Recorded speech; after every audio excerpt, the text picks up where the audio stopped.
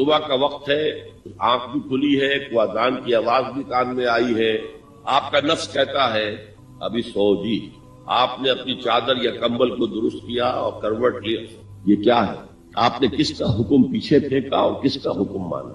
اللہ کے حکم کو پیچھے پھینک دیا، نفس کے حکم کو آگے رکھا۔ یہ شرک، اس شرک کو جاننے والے بہت کم ہیں۔ مولانا روم نے خوب کہا تھا، نفس ماں ہم کم ترس فرعون نیست لیکن ایراعون نیست۔ میرا نفس بھی فرعون سے کم نہیں ہے۔ فرعون نے کہا تھا نا الیس لی ملک مصر وہذہ الانہار تجری من تحتی، کیا اس ملک مصر کی حکومت میری نہیں ہے؟ اور سارا جو یہ آب پاشی کا نظام ہے، انہار کا نظام ہے، وہ میرے کنٹرول میں نہیں ہے؟ جس کا چاہوں موگا کھلا رکھوں، جس کا چاہوں بند کر دوں۔ یہ تھا خدائی کا دعویٰ، انا ربکم الاعلی۔ تو مولانا روم کہتے ہیں میرا نفس بھی اس سے کمتر نہیں ہے۔ وہ کہتا یہ جسم میرا ہے، اس پر میرا حکم چلے گا، میں نہیں جانتا کون اللہ کون رسول، کیا حرام کیا حلال۔ تو فرعون سے کم تو نہیں ہے میرا نفس، لیکن ایراعون اس کی بہت مدد تھی، فوج تھی، لاؤ لشکر تھا، تو اس نے زبان سے بھی کہہ دیا کھل کر الا ربکم الاعلی۔ میں مسکین ہوں، غریب ہوں، میرے پاس کوئی طاقت نہیں ہے، میں زبان سے تو کچھ نہیں کہہ سکتا، اندر سے میرا نفس یہی کہتا۔ یہ نفس کی حکومت قرآن کہتا ہے، میں حیران ہوتا ہوں، دو جگہ یہ مضمون آیا ہے، ارأیت من اتخذ الہہ ہواہ افانت تکون علیہ وکیلا۔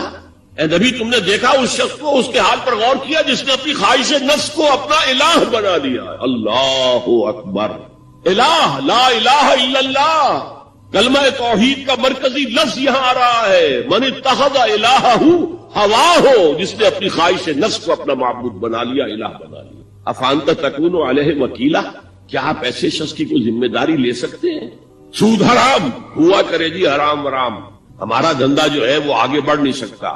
اللہ کے حکم کو پیچھے ڈالا، نفس کے تقاضے کو آگے رکھا۔ کون معبود ہے آپ؟ نام عبداللہ رکھیے، نام عبد الرحمان رکھیے، ہے عبد النفس، نفس کے بندے، نفس کے غلام۔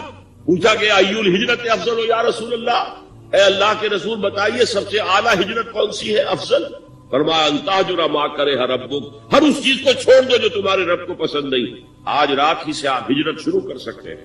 جائزہ لیجئے کیا کیا چیزیں میری زندگی میں خلاف شریعت ہے، تو اللہ کو ناپسند ہے، فیصلہ کیجئے کہ آج کے بعد نہیں ہوگی، ہجرت شروع ہو گئی۔ افضل الہجرہ، سب سے افضل ہجرت شروع ہو گئی۔ المجاہد من جاہد نفسہ، جہاد تو یہاں سے شروع ہو گیا، اپنے نفس کے خلاف جہاد کرنا۔ صبح نفس نے کہا ابھی سو جاؤ، آپ نے نفس کی بات کو رد کیا، اپنا کمبل اٹھا کے پھینکا، اٹھے، وضو کیا، نماز کے لیے آپ مسجد چل دیے، آپ نے جہاد کیا نفس کے خلاف۔ یہ افضل الجہاد ہے۔ افرأیت من اتخذ الہہ ہواہ افانت تکون علیہ وکیلا، کیا تم نے غور کیا اس شخص کی حالت پر جس نے اپنی خواہش نفس کو اپنا معبود بنا لیا، الہ بنا لیا، کہہ رہا ہے لا الہ الا اللہ، لا الہ الا اللہ، لیکن الہ تو اس کا نفس ہے۔ ظاہر بات ہے فرعون نے اگر دعویٰ کیا تھا میں تمہارا خدا ہوں، انا ربکم الاعلی، تو کیا اس کا مطلب یہ تھا کائنات میں نے پیدا کیے، تمہیں میں نے پیدا کیے؟ ذرا سوچیے، کیا وہ بزرگ موجود نہیں ہوں گے جنہوں نے اسے دیکھا ہو کہ آج اس کی ولادت ہوئی تھی، کل اس کی کوئی اور سیری بنی ہوئی تھی؟ یہ کیسے دعویٰ کیا تھا؟ میرا حکم چلے گا، میں نہیں جانتا، الیس لی ملک مصر، مصر کی حکومت میری ہے کہ نہیں؟ قرآن حکیم نے بھی سورہ آل عمران کے آخری رکوع میں ذکر کو سب سے پہلے اور سب سے اہم عامل کی حیثیت سے شمار کیا، چنانچہ اس کی پہلی آیت جو ہے سورہ آل عمران کے آخری رکوع کی، اس میں تو وہی مضمون جو میں بیان کر چکا وہ آیا ہے، ان فی خلق السماوات والارض واختلاف اللیل والنہار لآیات لأولی الالباب، یقیناً آسمان اور زمین کی تخلیق میں اور دن اور رات کے الٹ پھیر میں نشانیاں ہیں ہوش مندوں کی۔ ان کے ذریعے سے انسانی شعور کے اندر وہ معرفت رب اجاگر ہوگی۔ وہ پہلا مرحلہ اس نے طے کر لیا، وہ ڈورمنٹ معرفت اب ایکٹیویٹ ہو گئی۔ اب مزید فکر کا مرحلہ ہے جو اگلی آیت میں آیا ہے، الذین یذکرون اللہ قیاما وقعودا وعلی جنوبہم ویتفکرون فی خلق السماوات والارض ربنا ما خلقت ھذا باطلا سبحانک فقنا عذاب النار۔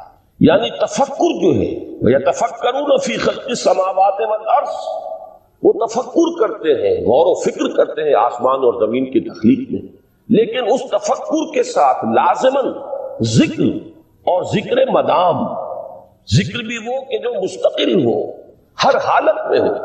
الذین یذکرون اللہ قیاما وقعودا وعلی جنوبہم، وہ لوگ کہ جو اللہ کو یاد رکھتے ہیں، اللہ کا ذکر کرتے ہیں، کھڑے ہوئے بھی، بیٹھے ہوئے بھی، اور اپنے پہلوؤں کے بل یعنی لیٹے ہوئے بھی. اب ان تین کے سوا تو کوئی پوزیشن انسان کی نہیں ہے. اسی کا نام ہے دوام ذکر. اور اس کے ساتھ اگر وہ تفکر کرتے ہیں تو ان کا فکر اگلی منزل تک پہنچتا ہے.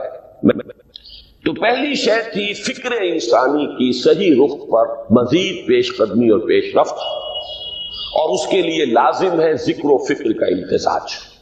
دوسری چیز کو لیجئے عمل کی درستی. اس عمل کی درستی کے لیے اللہ تعالی کے ساتھ ایک گہرے تعلق کی ضرورت ہے.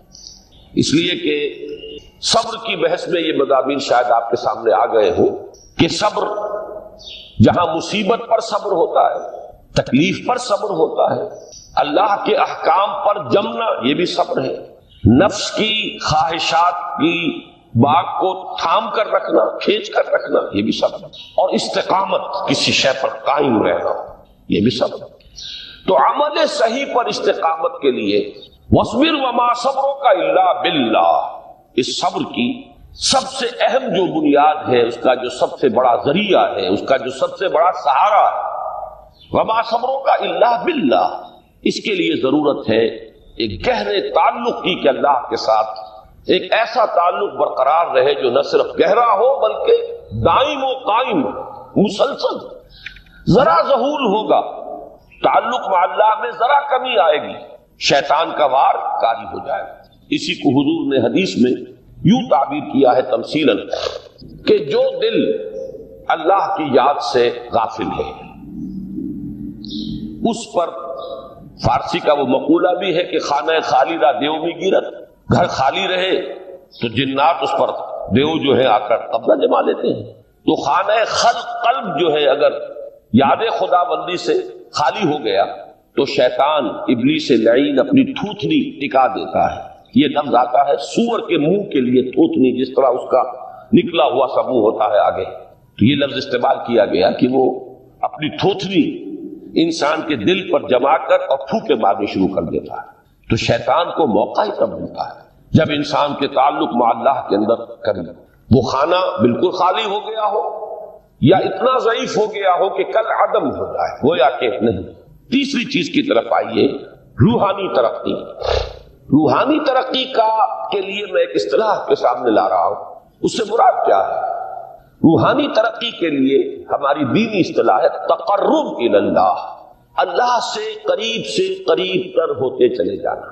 اس پر میرا ایک کتابچہ بھی ہے، تقرب الی اللہ کے 2 مدارج، 2 درجے، جو در حقیقت ایک حدیث نبوی علیہ الصلوۃ والسلام ہی پر مبنی ہے کہ حضور نے ایک درجہ قرار دیا ہے تقرب بالفرائض، فرائض کے ذریعے سے انسان اللہ کا قرب حاصل کرے. ایک ہے تقرب بالنوافل، نوافل کے ذریعے سے اللہ کا قرب حاصل کرے. ان میں کیا نسبت و تناسب ہے، اہمیت کے اعتبار سے کون بڑھ کر ہے، بلندی کے اعتبار سے کون بڑھ کر ہے، یہ تمام مسائل میں نے اپنی اس تقریر میں بیان کیے تھے جو اس کتاب میں شائع ہوئی ہے. اس وقت میں اس کی تفصیل میں نہیں جا رہا، صرف یہ تذکرہ اس لیے کر رہا ہوں کہ جن کو بھی خواہش ہو جائے وہ اس کا مطالعہ کرے. ہماری اس وقت کی گفتگو سے وہ کتابچہ اس جگہ پر منصرف ہوگا. تو تقرب الی اللہ، یہ تقرب کوئی فزیکل فینومینن نہیں ہے، جسمانی یا مادی مسئلہ نہیں ہے. اللہ سے قرب یہ نہیں ہے کہ کوئی کروڑوں میل کا فاصلہ ہے، اب ہمیں کوئی رسی پر چڑھنا ہے اوپر بڑی محنت اور مشقت سے. فصل تو ہے ہی نہیں، فاصلہ ہے ہی نہیں، بعد ہے ہی نہیں. نحن اقرب الیہ من حبل الورید، ہم تو انسان سے اس کی شہرگ سے بھی زیادہ قریب. ہوا معکم اینما کنتم، وہ تو تمہارے ساتھ ہی ہوتا ہے جہاں کہیں بھی تم ہو. بس صرف یہ کہ تمہاری توجہ نہیں ہوتی، تم اور چیزوں میں مشغول و مصروف رہتے ہو، تم ہماری طرف دھیان ہی نہیں دیتے، تم ہماری طرف متوجہ ہی نہیں ہوتے. ہم تو مائل بے کرم ہے، کوئی سائل ہی نہیں، راہ دکھلائیں کسے رہنوے منزل ہی نہیں. انسان جب متوجہ ہو جاتا ہے اور بڑھتا ہے، آگے پیش قدمی کرتا ہے روحانی اعتبار سے، تو یہ ہے در حقیقت تقرب الی اللہ، اور اسی کو ہم کہیں گے روحانی ترقی. اب ان 3 چیزوں کو اگر آپ نے ذہن میں جما لیا، پھر میری بات کی ترتیب اس کو ذہن میں قائم کیجئے. ہم چلے کہاں سے کہ دین کے ساتھ اصل مناسبت فلسفے کی نہیں، حکمت کی. نمبر 2، حکمت قرآنی کا پہلا اور اہم ترین اور بنیادی مسئلہ معرفت رب کا حصول ہے۔ اس کا نتیجہ شکر خدا، اس کا ذریعہ آیات آفاقی، آیات انفسی اور سب سے بڑھ کر آیات قرآنیہ ہے جو الذکر ہے، جو تذکرہ ہے، جو ذکرہ ہے۔ لیکن اس پہلے مرحلے کو اگر کوئی انسان بفضل ہی تعالی، اللہ کے فضل و کرم سے طے کر لے، اب اس کے سامنے 3 مسئلے ہیں۔ فکر کی مزید پیش رفت، مزید پیش قدمی صحیح رخ پر، اس کے لیے ذکر اور فکر دونوں کا امتزاج لازمی۔ فقر قرآن اختلاط ذکر و فکر۔ الذین یذکرون اللہ قیاما وقعودا وعلی جنوبہم ویتفکرون فی خلق السماوات۔ دوسری شے عمل کا درست رہنا، نہ افراط و تفریط ہو، عدم توازن ہو، نہ انسان نفس سے مغلوب ہو جائے، نہ انسان جذبات کی رو میں اندھا ہو جائے، نہ انسان ماحول سے مرعوب ہو کر متاثر ہو، صحیح رخ پر اس کا عمل۔ نمبر 3، روحانی ترقی، جو اصل حاصل ہے، جو اصل مقصود ہے۔ نمبر 2 چیز کے لیے تعلق مع اللہ ضروری، نمبر 3 کے لیے تقرب الی اللہ۔ اب غور کیجئے، ان تینوں چیزوں کا بڑا گہرا تعلق ہے نماز کے ساتھ۔ ان تینوں کے لیے ستون کی حیثیت نماز کو، لہذا ایمان کے بعد یا معرفت رب کے بعد حکمت دین کا اہم ترین مسئلہ نماز، صلاۃ۔ اس لیے کہ ایک طرف یہ انسان کو اللہ کے ساتھ ایک گہرے تعلق کا ذریعہ فراہم کرتی ہے، اپنے تمام مصروفیات میں سے، ان مشغولیتوں میں جن میں گم ہونے کا خدشہ ہوتا ہے، نکلو۔ 24 گھنٹے کے معمولات میں سے کم 5 مرتبہ تو لازماً نکلو اور اپنے آپ کو ذرا، اپنے حواس کو بھی، اپنی باطنی کیفیات کو بھی ذرا تازہ کرو۔ اگر کوئی گندگی، نجاست، کسی طرح کی ناپاکی کا کوئی معاملہ ہے، طہارت حاصل کرو۔ طہارت سے تمہارے اندر روح کو بھی بالیدگی ہوگی، تمہارے حواس بھی تازہ ہوں گے، تم گویا کہ بحیثیت کل تمہاری ہستی چاق و چوبند ہو جائے گی۔ وہ کسل، وہ سستیاں، وہ جو ایک کثافتیں ہوتی ہیں، ان سب سے نجات حاصل کرو، اور اب اپنے رب کے حضور میں کھڑے ہو جاؤ، اس کے ساتھ اپنا عہد بھی تازہ کرو، اس کی اہم صفات کو بھی اپنے ذہن میں پھر مستحضر کرو۔ یہی وجہ ہے، دیکھیے میں نے جو آیات آپ کو شروع میں سنائی تھی، سورہ لقمان کی 2 آیتیں، پہلی آیت میں اس کا ترجمہ کر چکا، دوسری آیت وَلَقَدْ وَإِذْ قَالَ لُقْمَانُ لِابْنِهِ وَهُوَ يَعِظُهُ يَا بُنَيَّ لَا تُشْرِكْ بِاللَّهِ إِنَّ الشِّرْكَ لَظُلْمٌ عَظِيمٌ۔ اس کے بعد درمیان میں کچھ مضمون آ کر پھر وہ آیہ مبارکہ آئی، یا بنی اقم الصلاۃ وامر بالمعروف وانہ عن المنکر واصبر علی ما اصابک۔ گویا کہ اہم ترین چیز، بنیادی ترین چیز، اللہ کو محض پہچان لینا کافی نہیں ہے، یاد رکھنا ضروری ہے۔ اللہ یاد رہے گا تو فکر صحیح آگے بڑھے، اللہ یاد رہے گا اور اس کے ساتھ ایک گہرا تعلق جو ہے برقرار رہے گا تو عمل درست رہے گا۔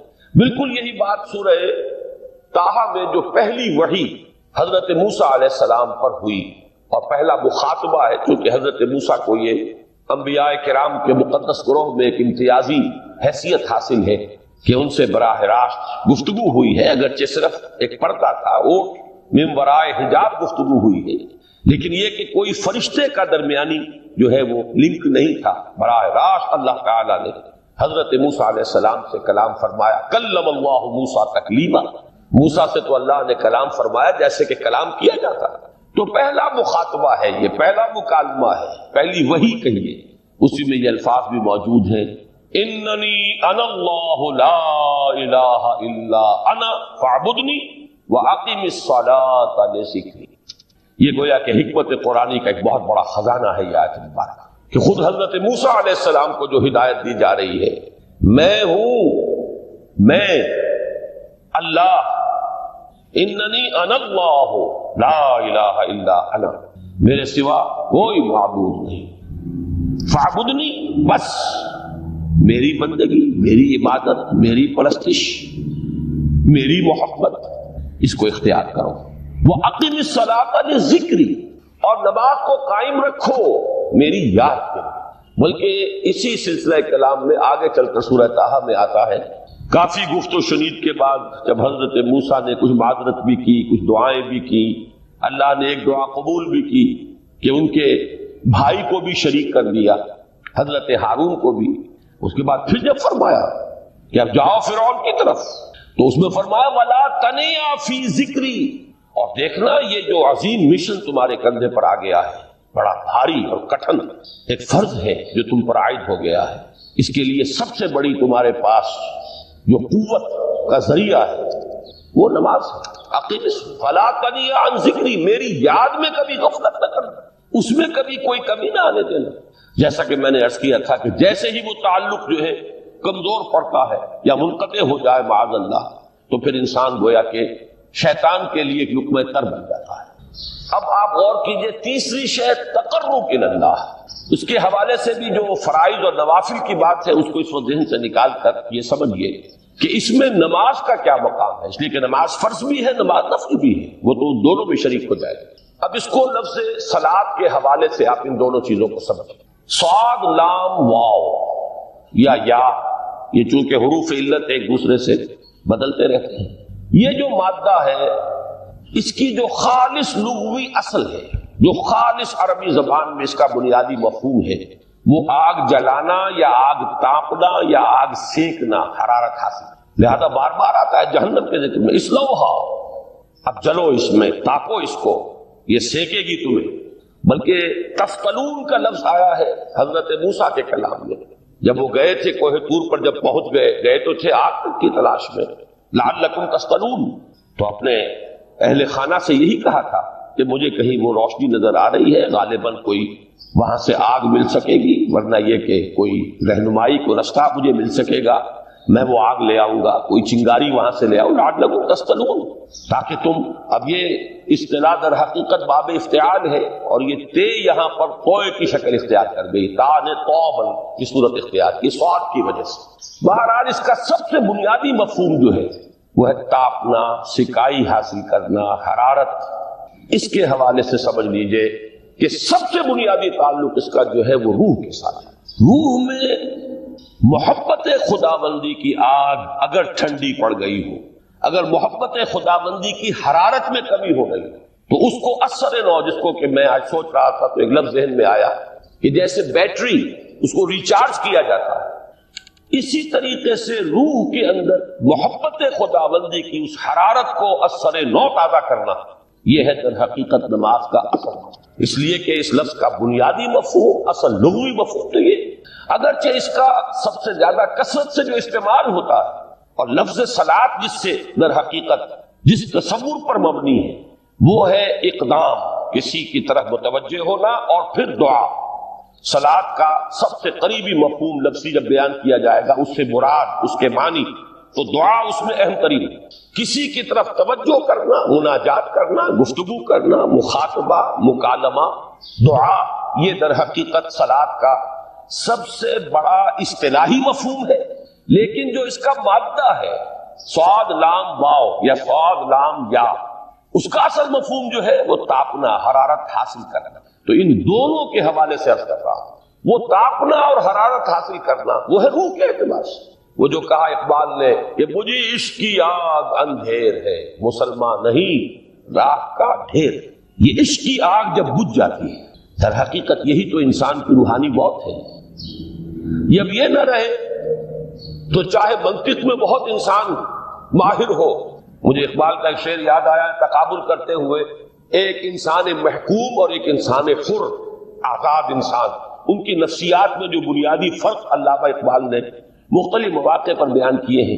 محکوم ہے بیگانہ اخلاص و مروت، ہر چند کے منطق کی دلیلوں میں ہے چالاک، تو منطق کی دلیلوں میں انسان چالاک ہو جائے اور وہ لغت ہائے حجازی کا وہ ایک خزانہ بن جائے، اسے تمام الفاظ کے معنی یاد ہو، وہ بڑے مسائل فقہ کے اسے ازبر ہو، جزیات، بے انتہا جزیات جو ہے وہ مستحضر ہو، فلسفے کے بڑے بڑے مسئلے اس نے حل کر لیے ہیں، لیکن اگر روح میں وہ اللہ کی محبت کی آگ نہیں ہے، وہ تپش نہیں، مجھے عشق کی آگ اندھیر ہے، مسلمان نہیں راہ کا ڈھیر۔ اسی کے حوالے سے آج مجھے یاد آیا تھا کہ وہ جو بڑی سادہ سی ایک نظم ہے، اللہ تعالیٰ سے دعا یا رب دل مسلم کو وہ زندہ تمنا دے، اس میں بھی جو الفاظ آئے ہیں جو روح کو گرما دے اور قلب کو تڑپا دے، یہ ہے اصل جو مقصود ہے نماز کو۔ اور یہی وہ چیز ہے جیسا کہ میں نے عرض کیا تھا کہ نگاہوں سے اوجھل، یہ پہلو سامنے ہے ہی نہیں، دوسرا پہلو سامنے ہے اور وہ بھی میرے نزدیک بہت اہم ہے، بہت بنیادی ہے، اس میں کوئی شک نہیں، لیکن یہ ہے بلند ترین منزل کہ تقرب الی اللہ، اس کے لیے در حقیقت یہ کس لیے درکار ہے؟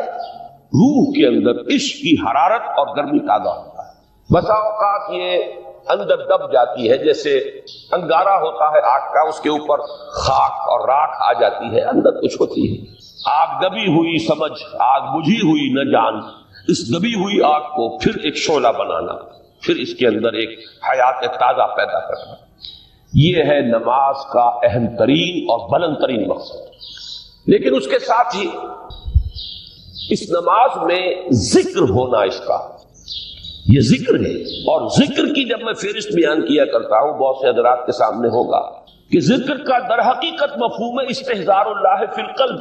ہمارے ہاں غلطی سے جو ذرائع ذکر ہے انہیں ذکر قرار دے دیا گیا ہے، نماز ذکر نہیں ہے، نماز ذکر کا ذریعہ ہے۔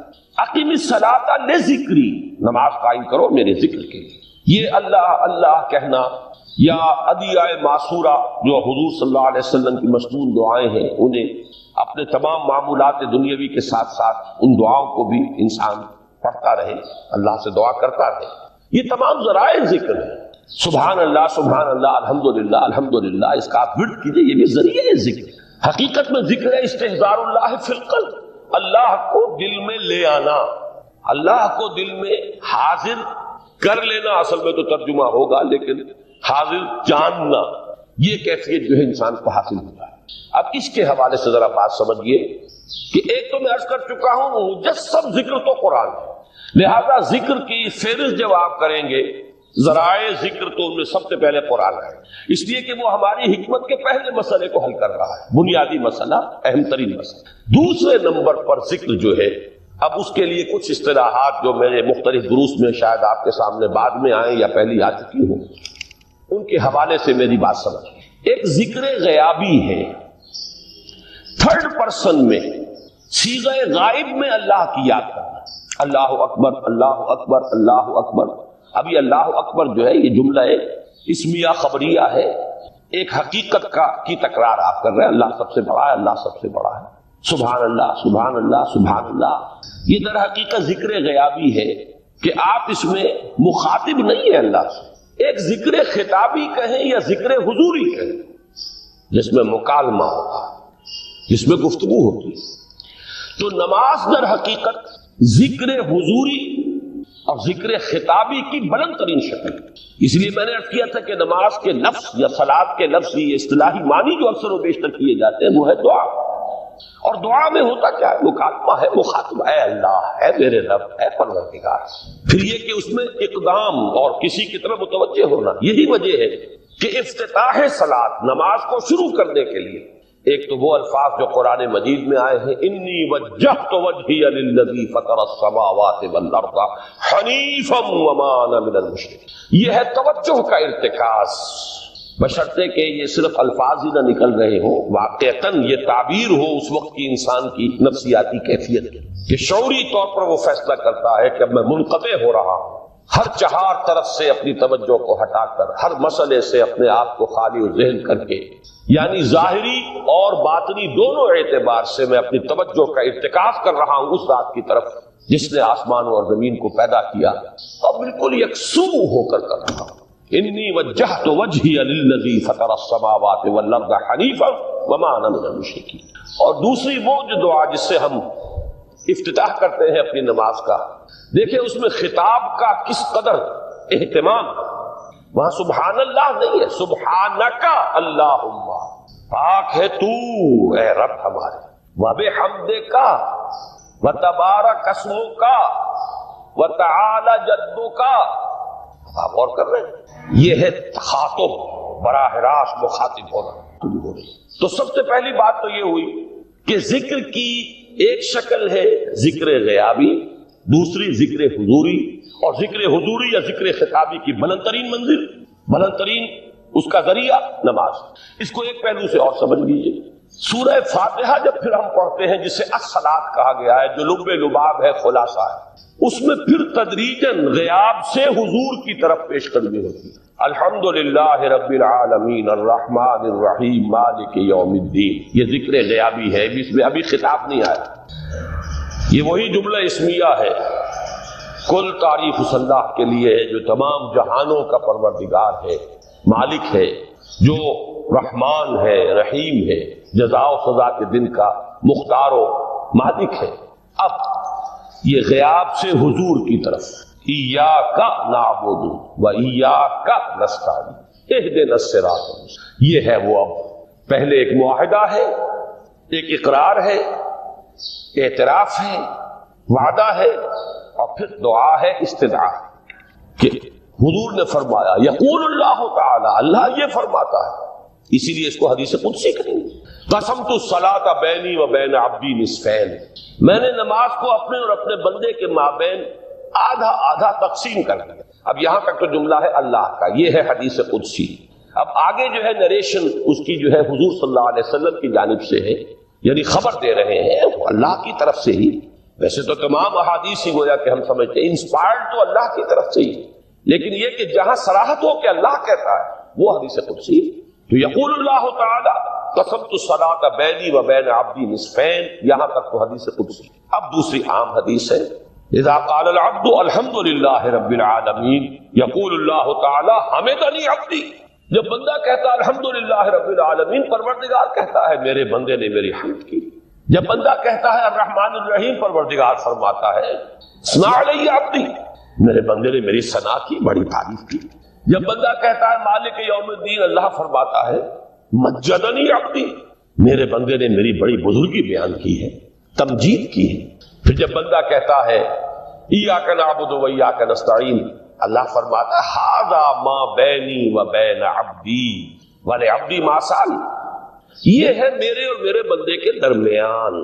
یہ تو معاہدہ ہے نا، معاہدے میں تو دو فریق جکڑے جاتے ہیں، بند جاتے ہیں، یہ میرے اور میرے بندے کے درمیان ہے، اور میرے بندے نے جو طلب کیا میں نے دیا، اس لیے کہ اس میں طلب بھی تو ہے، ایاک نستعین، تیری مدد چاہتے ہیں، یہ طلب ہے، اسی کی شرح ہے جو اب آخری تین آیتیں ہیں، پروردگار ہم تیری مدد چاہتے ہیں، پروردگار ہم تیری ہی بندگی کرتے ہیں اور کریں گے، اور تیری ہی مدد چاہتے ہیں، چاہیں گے۔ اگر حال میں اس کا ترجمہ کریں گے زمانہ حال کے اعتبار سے، اس لیے کہ فعل مضارع میں تو دونوں موجود ہیں، شامل ہیں، تو یہ ایک اعتراف ہے، اظہار حال ہے۔ اللہ کرے کہ وہ واقعتاً صحیح اظہار حال ہو، ہم واقعی اللہ کی بندگی کرتے ہوئے یہ کہیں کہ ایاک نعبد، ورنہ اگر ہماری اصل صورتحال سے وہ مطابقت نہ رکھتا ہو تو پھر تو ایک طرح کا جھوٹ ہو جائے گا، غلط بیانی ہو جائے گا۔ ایاک نعبد، تیری ہی بندگی کرتے ہیں، اور مستقبل میں کیجئے، کریں گے، یہ ہے عہد۔ تیری ہی مدد چاہتے ہیں، تجھی سے مدد طلب کرتے، تجھی سے مدد چاہتے رہیں گے، اس کے لیے فرمایا وَلِعَبْدِ مَا سَأَلَ، اور پھر اس کے بعد وہ استدعا ہے، اهدنا الصراط المستقیم صراط الذین انعمت علیہم غیر المغضوب علیہم ولا الضالین۔ اس حدیث میں اس کو ایک ہی جملے کو لیا گیا ہے، ایک ہی جملے کی حیثیت سے۔ جب بندہ یہ کہتا ہے تو اللہ فرماتا ہے ھذا لعبدی ولعبدی ما سأل، یہ خالص میرے بندے کے لیے ہے۔ اس بندے نے ایک درخواست پیش کی ہے، اب میں نے گرانٹ کی، وہ اپلیکیشن، وہ ریکویسٹ گرانٹڈ، ہم نے دے دی، ولعبدی ما سأل۔ یہ ہے اس کی تاثیر کا عالم، بشرطے کے معاملہ وہ شعور کے ساتھ، بشرطے کے مطابقت ہو ظاہر اور باطن کی، بشرطے کے مطابقت ہو قول اور فعل کی۔ تو اس کا اتنا اونچا مقام ہے کہ ایک ایک جملہ ادھر ادا ہوا، ادھر اللہ کی طرف سے ریسپانس مل رہی ہے۔ افلاک سے آتا ہے نالوں کا جواب آخر، اٹھتے ہیں حجاب آخر، کرتے ہیں خطاب آخر۔ اس وقت یہ ہے کہ اصل نماز یہی ہے، یہ سورہ فاتحہ۔ چنانچہ میں آپ کو حدیث سنا رہا ہوں جو صحیح بخاری میں بھی ہے، صحیح مسلم میں بھی ہے، جامع ترمذی میں بھی ہے، سنن ابی داؤد میں بھی ہے، سنن نسائی میں بھی ہے، اور بہت سی کتابوں میں موجود ہے۔ اور یہ عن عبادہ بن صامت رضی اللہ تعالی عنہ، حضرت عبادہ بن صامت سے ہے مرفوعاً کہ حضور نے فرمایا لا صلاۃ لمن لم یقرأ بفاتحۃ الکتاب، اس شخص کی کوئی نماز نہیں ہے جس نے کہ سورہ فاتحہ کی تلاوت نہیں کی۔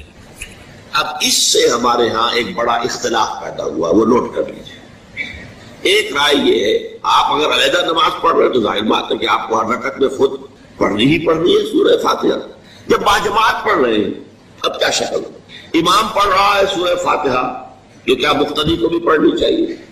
اس حدیث میں جو الفاظ کی شدت ہے اس کی بنا پر رجحان یہ ہوتا ہے کہ یقیناً اس صورت میں ہر شخص کو لا صلاۃ لمن لم یقرأ بفاتحۃ الکتاب، جس نے کہ فاتحہ کی تلاوت نہیں کی، قرات نہیں کی، ان کی کوئی نماز ہی نہیں۔ تو یہ موقف ہے امام شافعی کا، یہی مسلک ہے ہمارے اہل حدیث بھائیوں کا کہ آپ چاہے اکیلے نماز پڑھ رہے ہو، چاہے امام کے پیچھے پڑھ رہے ہو، اور چاہے امام جو ہے وہ جہری رکعت پڑھا رہا ہے اور چاہے سری رکعت پڑھا رہا ہے۔ خاموشی والی رکعت سورہ آپ کو معلوم ہے کہ نماز جو ظہر اور عصر کی ہے تو چاروں رکعتیں جو ہے وہ سری ہیں، مغرب کے اندر آ کر دو جہری ہیں ایک سری ہے، عشاء میں آ کر دو جہری ہیں دو سری ہیں، سورہ اور نماز فجر کے اندر دونوں جو ہیں وہ جہری ہیں۔ تو چاہے جہری ہو چاہے سری ہو، آپ کو بھی لازماً جو مقتدی ہے اسے بھی سورہ فاتحہ پڑھنی ہوگی۔ اب اس کے لیے انہوں نے یہ طریقہ جو ہے تلقین کیا ہے کہ امام تیزی اگر ایک شخص 40 سال کی عمر میں توبہ کرتا ہے اور اس سے پہلے نمازیں نہیں پڑھی تو کیا وہ قضا پوری کرے گا؟ میں اس کی ضرورت محسوس نہیں کرتا۔ جو علماء بتاتے ہیں کہ ہر ایک نماز کے ساتھ اتنی ہی رکعتیں اور پڑھ لی جائیں تاکہ پچھلی قضا میں آپ کر لیں گے تو میرے نزدیک وہ نوافل میں شمار ہو جائیں گے۔ لیکن یہ ہے کہ توبہ سے قبل کے تمام گناہ اللہ تعالیٰ معاف کر، توبہ خالص ہو، صحیح ہو، شرائط پوری، حقیقی ندامت ہو، آئندہ طے ہو جائے کہ اللہ کا کوئی حکم نہیں ٹالوں اور چھوڑ دیا جائے گناہوں، تو پھر توبہ صحیح ہے۔ اور اگر وہ حقوق العباد کا معاملہ ہے تو یا تو اس شخص سے معافی مانگی جائے، حاصل کی جائے معافی، یا اس کی تلافی کی جائے۔ چوتھی شرط یہ ہے حقوق العباد، بندوں کے حقوق وہ بندے ہی کریں گے، یا پھر آخرت میں آپ کی نیکیاں اس کو دے دی جائیں گی یا اس کے برے اعمال آپ کے کھاتے میں ڈال دیے۔ لیکن توبہ اگر صحیح شرائط کے ساتھ ہو تو تمام گناہوں کا کفارہ ہو جائے۔ محمد ادریس صاحب، بخاری شریف میں حضور پاک کا ارشاد ہے کہ اس طرح نماز پڑھو جس طرح تم مجھ کو نماز پڑھتے دیکھتے ہو۔ سوال یہ کہ حضور نے کس طرح نماز پڑھی جبکہ بخاری شریف میں حضور نے رفع یدین کی نماز پڑھی ہے؟ بخاری شریف میں حضور نے رفع یدین کی نماز پڑھی ہے۔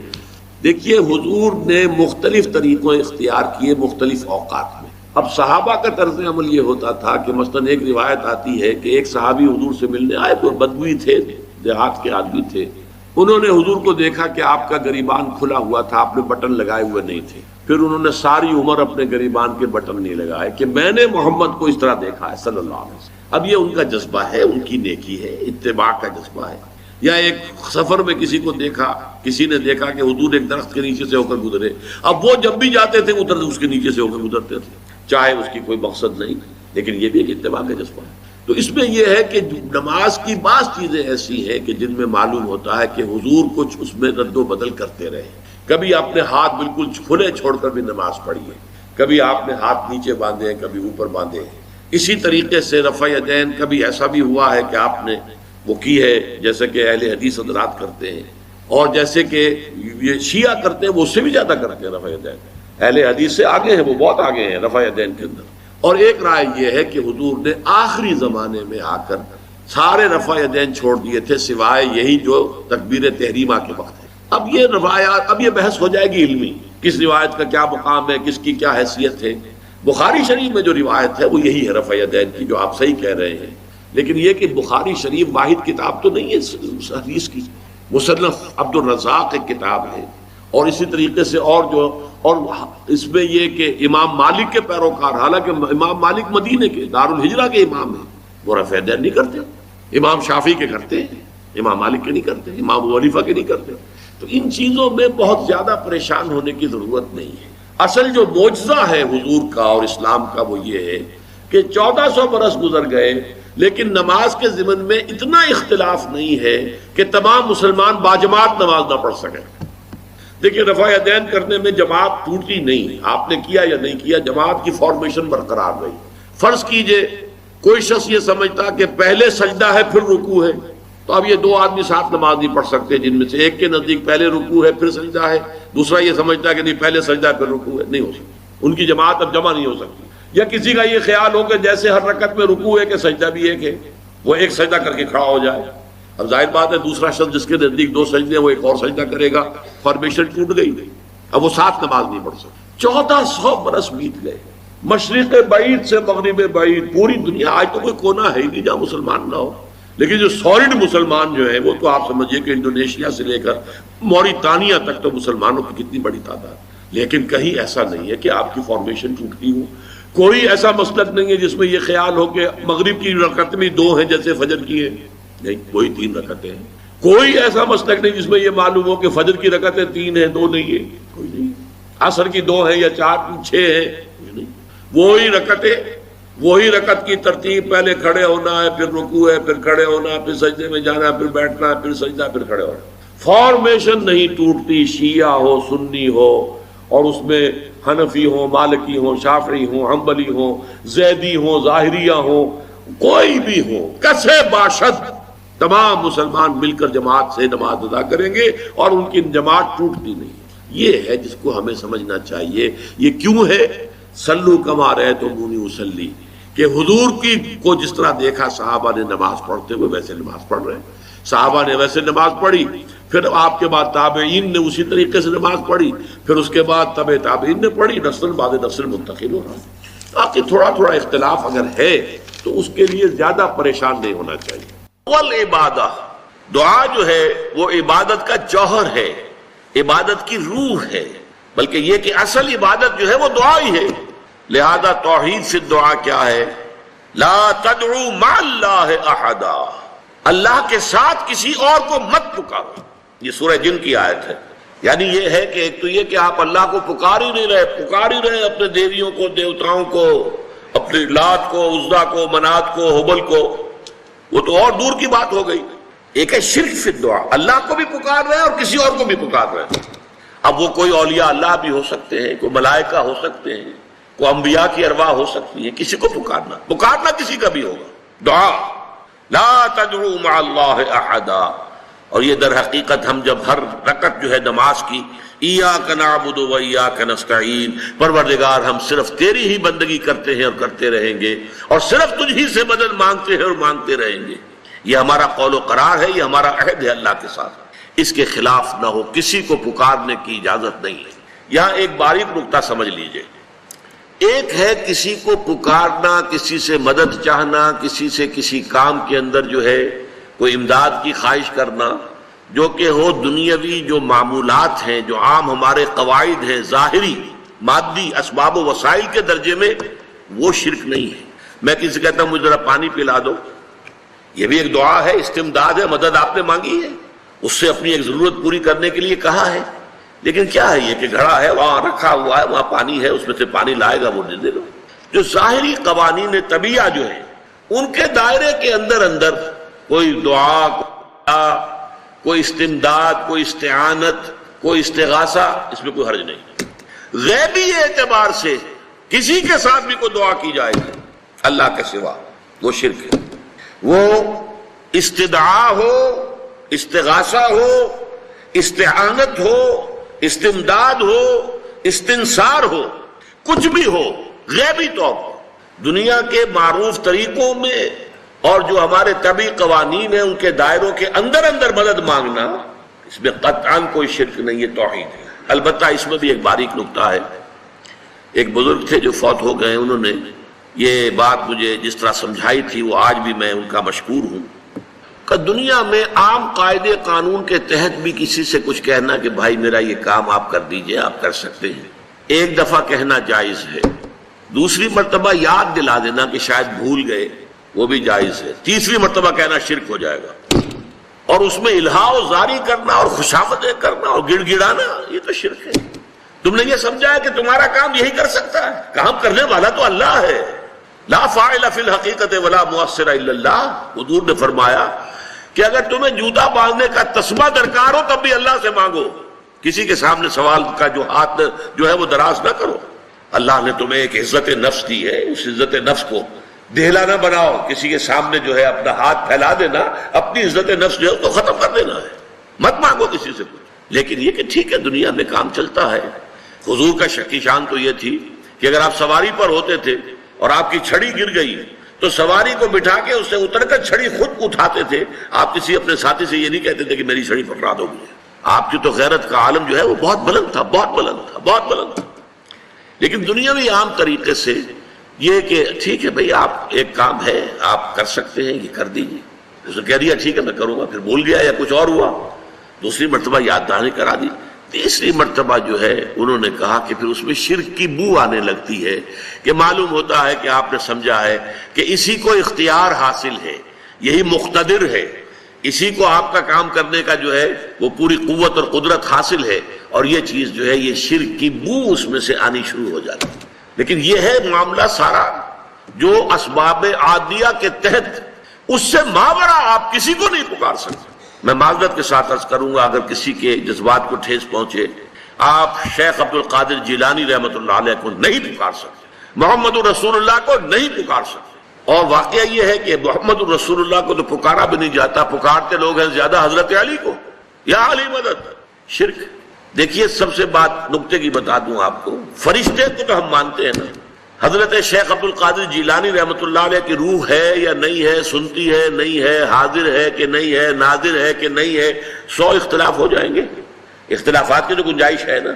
فرشتہ ہے یا نہیں ہے، وہ تو فرشتہ تو ہے، آپ کے دونوں کندھوں پہ بیٹھا ہوا ہے، کرامن کاتبین ہے کہ نہیں ہے، یرسل علیکم حفظہ، آپ کے جو باڈی گارڈ اللہ فرشتہ نہیں بھیجتا۔ لیکن آپ فرشتے سے بھی نہیں کہہ سکتے کہ میرا یہ کام کرو، فرشتے کے وجود پہ تو کوئی شک نہیں ہے، یا جبرائیل میرا یہ کام کرو، قطعاً نہیں، غلط، شرک۔ لا تدعو مع اللہ احدا، اللہ کے سوا پکارنا کسی کو نہیں ہے، دعا کسی سے نہیں ہے، استغاثہ کسی کا نہیں ہے، استعانت کسی سے نہیں ہے، استمداد کسی سے نہیں ہے، استنصار کسی سے نہیں ہے سوائے اللہ کا۔ جب مجھے اپنے دل میں یاد کرتا میں بھی اسے اپنے دل میں یاد کرتا ہوں۔ جب میرا بندہ کسی محفل میں میرا ذکر کرتا ہے میں اس سے کہیں بہتر محفل میں اس کا ذکر کرتا ہوں۔ اللہ کی محفل تو ملائے اعلیٰ کی ہے، ملائکہ مقربین کی ہے۔ بہرحال اللہ کو تم اپنے دل میں مستحضر رکھو، اللہ تعالیٰ تمہیں بھی یاد رکھے گی۔ دوبارہ فرمایا احفظ اللہ تجدہ امامک تجاہک، اللہ کو یاد رکھو تو اپنے سامنے موجود پاؤ گا، جب چاہو دعا کرو تو احفظ اللہ تجدہ امامک یا تجاہک، اپنے سامنے موجود۔ اذا سالتا فاسأل اللہ، اب آ گیا وہ مرکز کی بات۔ دیکھو جب مانگو اللہ سے مانگو، غیر اللہ کے سامنے ہاتھ دراز کرو ہی مت۔ ایک حدیث میں آتا یعنی حرام نہیں ہے، دنیاوی قواعد اصول قوانین کے تحت کسی سے مدد چاہنا، کوئی سوال کرنا حرام نہیں ہے، آپ سوال کریں مدد میں، اسی پر دنیا قائم ہے، ایک دوسرے کے ساتھ تعاون کے ساتھ۔ لیکن اونچا مقام کیا ہے؟ کسی سے سوال مت کرو سوائے اللہ، یہاں تک کہ جوتے مانگنے کا تسمہ تمہیں درکار ہے تو بھی کسی سے مت مانگو، اللہ سے مانگو۔ کیا پتہ اللہ کس کے دل میں ڈال دے اور وہ آ کے تمہیں تسمہ پیش کر دے۔ ہوتا ہے ایسا مسافات جو اللہ کے ساتھ لو لگا کر رکھنے والے ہیں، ان کے تو ایسے واقعات ہوتے ہیں کہ دل میں ایک بات آئی اور اس کے بعد وہی بات جو ہے وہ کوئی شخص آ گیا اس نے وہ بات پوری کر دی، کیونکہ لوگوں کے دل جو ہے وہ تو اللہ کی دو انگلیوں کے مابین چاہتا پھر دیتے۔ کیا پتہ اللہ کسی فرشتے کو انسانی شکل میں بھیج دے، آتا ہے فرشتہ آتا ہے انسانی شکل میں آتا ہے، آپ کی تکلیف کو رفع کر دے، آپ کی ضرورت کو پورا کر دے، اسی سے مطلب کسی اور سے۔ یہ ہے توحید کا لب لباب۔ یوں سمجھیے اسلام کی جڑ کیا ہے؟ ایمان۔ اسلام کا جو خارجی نظام عمل ہے، انفرادی اعمال ہو اجتماعی ہو، ان سب کی روح رواں کیا ہے؟ ایمان۔ ٹھیک ہے، ایک بات ہو گئی۔ ایمان کا خلاصہ لب لباب کیا؟ ایمان باللہ۔ ویسے ایمان بالآخرہ بھی ہے، ایمان بالملائکہ ہے، ایمان بالانبیاء ہے، ایمان بالرسل ہے، ایمان بالکتب ہے، ایمان بالقلب ہے، لیکن اصل ایمان۔ اسی لیے ایمان مجمل میں آپ کو معلوم ہے کسی اور چیز کا ذکر نہیں۔ آمنت باللہ کما ہوا باسمائہ وصفاتہ وقبلت جمیع احکامہ اقرار باللسان وتصدیق بالقلب۔ یہ ایمان مجمل ہے، اجمالی طور پر ایمان اس کا نام ہے۔ ہاں مفصل تفصیلی طور پر آمنت باللہ وملائکتہ وکتبہ ورسلہ والیوم الآخر والقدر خیرہ وشرہ من اللہ تعالی۔ تو اسلام کی جڑ ایمان، اور اسلام کا سارا جو نظام عمل ہے، چاہے انفرادی اعمال ہو چاہے اجتماعی، ان سب کی روح رواں ایمان، اور ایمان کا خلاصہ ایمان باللہ، اور ایمان باللہ کا اصل حاصل وہ ہے جو اس کے دو ہیں تقاضے، عبادت صرف اسی کی، استعانت صرف اسی سے۔ اس لیے میں نے سورہ فاتحہ کا تذکرہ شروع کیا، یہ عبادت کا جوہر ہے، عبادت کا جو ہے یہ ایمان کا حاصل، عبادت صرف اس کی اور استعانت صرف اس سے۔ استعانت ہی میں ثواب بھی آ جائے، کبھی مدد دے، آپ کسی سے کچھ مدد مالی چاہ رہے ہیں یا کوئی اور مدد چاہتے ہیں، کسی کام میں مدد چاہتے ہیں، جیسے میں نے کہا تھا کہ سفارش کرانا چاہتے ہیں بھی مدد، وَإِذَا اسْتَعَنْتَ فَاسْتَعِنْ بِاللَّهِ، اور جب مدد مانگو صرف اللہ سے مانگو۔ اور وہ سارے الفاظ یاد کر لیجیے، استدعاء، استعانت، استغاثہ، یہ جو غوث اعظم سے استغاثہ کیا جاتا ہے شرک، استغاثہ اللہ سے، دعائی اللہ کا، اس اعتبار سے استمداد، استعانت، استدعاء، استغاثہ، یہ سب اللہ سے، صرف اللہ، عبادت صرف اللہ، ایاک نعبد، اور استعانت صرف اللہ سے، مانگو صرف اللہ سے، مدد طلب کرو صرف اللہ سے، اور جان لو اگر تمام لوگ جمع ہو کر تمہیں کوئی فائدہ پہنچانا جائے نہیں پہنچا سکتے، الا بشیء قد کتب اللہ لک وان اجتمعوا علی ان یضروک بشیء لم یضروک الا بشیء قد کتب اللہ علیک، اگر سب مل کر چاہیں تمہیں کوئی نقصان پہنچا دے نہیں پہنچا سکتے مگر وہی کچھ جو اللہ نے تمہارے لیے لکھ دیا۔ اب بتائیے خوف کی جڑ کر جائے گی، یہ جو ایمان جو ہے یہ خوف اور حزن دونوں سے نجات دلانے والی بات ہے۔ جو حقیقی مومن ہے وہ اللہ کا ولی ہے، حقیقی مومن وہ اللہ کا ولی ہے، اور الا ان اولیاء اللہ لا خوف علیہم ولا هم يحزنون، یہ اولیاء اللہ کو علیحدہ مخلوق نہیں ہے، کوئی ان کے سر پہ سینگ نہیں ہوتے، انسان ہی ہوتے ہیں، لیکن حقیقی معنی میں مومن ان اعتبارات سے جو آج ہم پڑھ رہے ہیں، ایمان اس درجے کا پہنچ گیا تو اللہ کا ولی ہے۔ اور لوگ بھی خوف کس بات کا، کس سے خوف کروں، اس کے ہاتھ میں کچھ ہے ہی نہیں، اور اگر کچھ اللہ نے میرے لیے لکھ دیا وہ آ کر رہے گا، چاہے میں لاکھ گڑ گڑاؤں اور اس کے سامنے جب یہ چھوڑ دے، اگر اللہ نے لکھا وہ آیا وہ تو آئے گا، تو کاہے کو اس کے سامنے گڑ گڑانا، کاہے کو جبرسائی کرنا اس کے سامنے، اور کسی کے ہاتھ میں کچھ ہے ہی نہیں، میرا خیر ہے ہی نہیں، کاہے کو خوشامد کرو اس کی۔ اور رفعت الاقلام، دیکھو نوجوان، قلم میں اٹھا دی گئی ہے، وجفت الصحف، اور جو رجسٹر ہیں صحیفے ان کی سیاہی خشک، یہ ہے وہ اللہ کا علم، اس میں ہر شے لکھ دی، اس کی قلم اٹھا دی۔ جیسے آپ کو معلوم ہے امتحان ہوتا تھا، 3 گھنٹے ختم ہو گئے، اسٹاپ رائٹنگ، بس اب قلم ہو جانا چاہیے، وہ قلم تو تقدیر کا کاتب جو ہے وہ قلم اس کا اب اٹھا لیا گیا، اور جو صحیفے جن پر لکھا گیا وہ خشک بھی ہو گئے۔ یہ تو روایت ہے جو امام ترمذی نے جس کو روایت کیا، یہ متن ان کا ہے جو ہم نے پڑھا ابھی، اور ان کا قول یہ ہے کہ یہ حدیث حسن صحیح ہے، لیکن یہی روایت اور انہی راوی سے عبداللہ ابن عباس سے رضی اللہ تعالیٰ عنہ اور بھی محدثین نے کی ہے۔ اس میں سے ایک اور متن جو ہے وہ یہاں پر امام نووی نے دے دیا ہے، احفظ اللہ تجدہ امامک، یہ تو پہلا وہ ٹکڑا تھا، وقت تجاہک تھا، یہاں امامک ہے، امام مطلب ایک ہی ہے، اپنے سامنے پاؤ، اللہ کی حفاظت کرو، اللہ کو دل میں، اللہ کی یاد کو محفوظ رکھو، گویا کہ اللہ کو مستحضر رکھو۔ ذکر اللہ کے معنی کیا ہے؟ استحضار اللہ فی القلب، یہ ذکر اللہ ہے، جنہیں ہم ذکر سمجھ بیٹھے وہ ذکر کے ذریعے، اقیم الصلاۃ لذکری، نماز قائم کرو میری یاد کے لیے، نماز ذریعہ ہے یاد کا۔ یہ علیحدہ بات ہے کہ آپ نے 17 رکعتیں بھی پڑھ لی ہو عشاء کی اور یاد آپ کو آئی نہیں کوئی، آپ تو ایک میکینیکل انداز میں جو ہے وہ اٹھک بیٹھک کر رہے ہیں اور آپ کی زبان سے کچھ بھی نکل رہا ہے، تو اس کا آپ کے شعور سے، دل کی گہرائی سے کوئی رابطہ ہے ہی نہیں، وہ ذکر تو نہیں ہوا۔ ہاں نماز فرض تھی وہ ادا ہو گئی، حقیقی فرض ادا ہو گئی، تو جنہیں ہم نے ذکر سمجھا وہ ذرائع ذکر، اللہ اللہ، سبحان اللہ سبحان اللہ زبان سے، یہ تاکہ اس کے نتیجے میں وہ ذکر حاصل ہو جائے۔ استحضار اللہ فی القلب، ذکر کے معنی ہے استحضار اللہ فی القلب، تعرف الی اللہ فی الرخاء، اور دیکھو کشادگی کے وقت میں تم اللہ کو یاد رکھو، اللہ کی طرف رجوع کیے رہو، بھول نہ جاؤ۔ وہ نہ ہو جو کبھی کہا تھا بہادر شاہ ظفر کے اشعار میں سے، بہت زور کا شعر ہے، ظفر آدمی اس کو نہ جانیے چاہے کتنا ہی روح فاضل زکا، جسے عیش میں یاد خدا نہ رہی، جسے تیش میں خوف خدا نہ، وہ ہے کشادگی کی حالت میں، جب کہ تمہارے لیے کشادگی ہے، اللہ کی طرف رجوع کیے رکھو۔ یہ عارف کا فی الشدہ، تو اللہ اپنی توجہ تم پر رکھے گا شدت کے وقت، تمہیں کوئی تکلیف ہے اس تکلیف کو تم پر آسان کر دے گا۔ تکلیف تو آنی ہے، لکھی ہوئی ہے، وہ تو آئے گی، لیکن یہ کہ اللہ تعالیٰ اس کی شدت کو، ایک ہی چیز ہے جس کو ایک انسان بہت شدت کے ساتھ محسوس کر رہا ہے، دوسرا آدمی اتنا نہیں محسوس کر رہا ہے، احساس کا معاملہ ہوگا، وہ تو اصل میں اگر انسان کی نرز کٹی ہوئی ہے تو احساس ہوگا ہی نہیں، سرے سے ہی ہوگا۔ تو اس اعتبار سے اللہ تعالیٰ تمہارے لیے اس شدت کی کمی کرتے۔ وَاعْلَمْ أَنَّمَا أَخْطَأَكَ لَمْ يَكُنْ لِيُصِيبَكَ، اور جان لو جو چیز تم سے چھوٹ گئی ہے، رہ گئی ہے، وہ ہرگز تمہیں ملنے والی نہیں تھی۔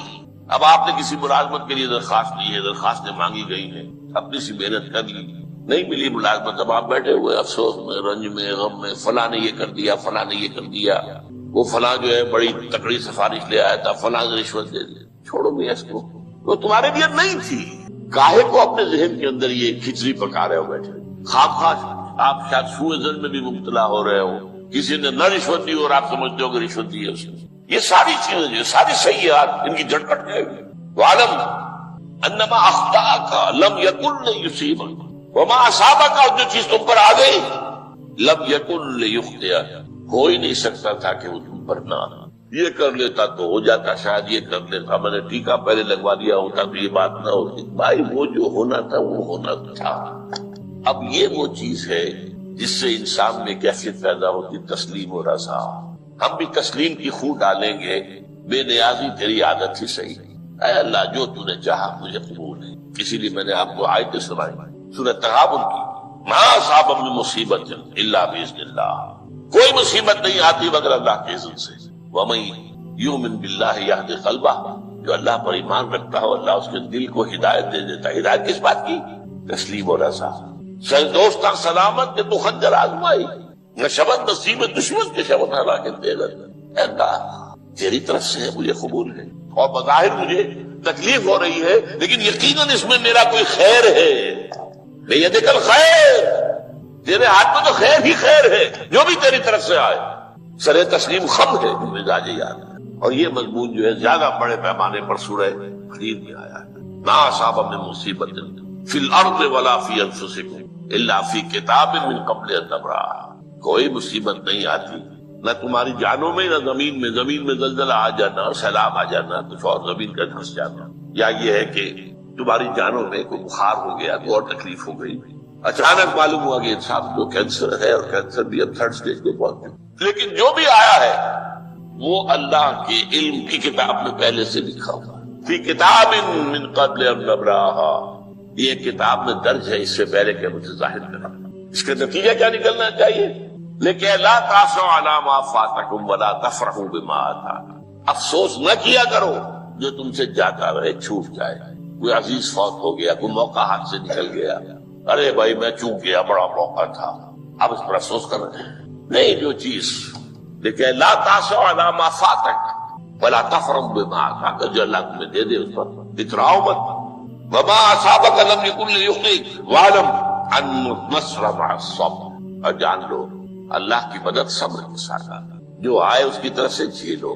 زبان پر کلمہ شکوہ اور شکایت نہ آئے، اللہ سے شکایت نہ، تسلیم و رضا، جو تیری رضا ہے۔ تیری صحت ہمیں منظور ہے لیکن اس کو، مولانا محمد علی جوہر ایک مرتبہ جیل میں گئے، ایک بیٹی بیمار ہوئی، فوت ہو، اس کے بعد دوسری مرتبہ پھر جیل میں گئے، دوسری بیٹی کو وہی بیماری، جیل میں اطلاع ملی کہ بیٹی کو یہ بیماری ہوئی، تو خط لکھا ہے اشعار کی شکل کا، آخری شعر یہ ہے، تیری صحت ہمیں منظور ہے لیکن اس کو نہیں منظور تو پھر ہم کو بھی منظور، ہم تو چاہتے ہیں میں بیٹی کے تو شفا ہو جائے، اسے منظور نہیں پھر ہمیں منظور۔ وَاعْلَمْ أَنَّ النَّصْرَ مَعَ الصَّبْرِ وَأَنَّ الْفَرَجَ مَعَ الْكَرْبِ، فرج فراخی، کھل جانا کسی چیز کا، یہ ہے قد کے ساتھ، تکلیف کے ساتھ، تکلیف ہوتی ہے ساتھ، اللہ نے قانون بنایا ہے دنیا کا۔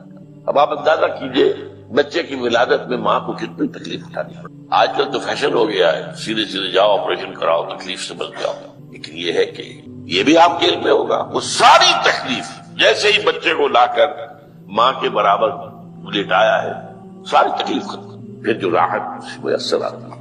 ان الفرج مع الکرب وان مع العسر یسرا، اسی لیے میں نے وہ آیتیں بھی پڑھی تھی، ان مع العسر یسرا ان مع العسر یسرا۔ اس دنیا میں یہ اللہ نے نظام بنایا ہے، سختیاں جھیلنی ہی ہوں گی۔ لقد خلقنا الانسان فی کبد، ہم نے انسان کو پیدا کیا مشقت کے اندر، مشقت تو کرنی پڑے گی، کسی کی جسمانی مشقت زیادہ، کسی کی ذہنی مشقت زیادہ، مشقت سے چارہ کسی کو نہیں۔ تو یہ ہے النماز.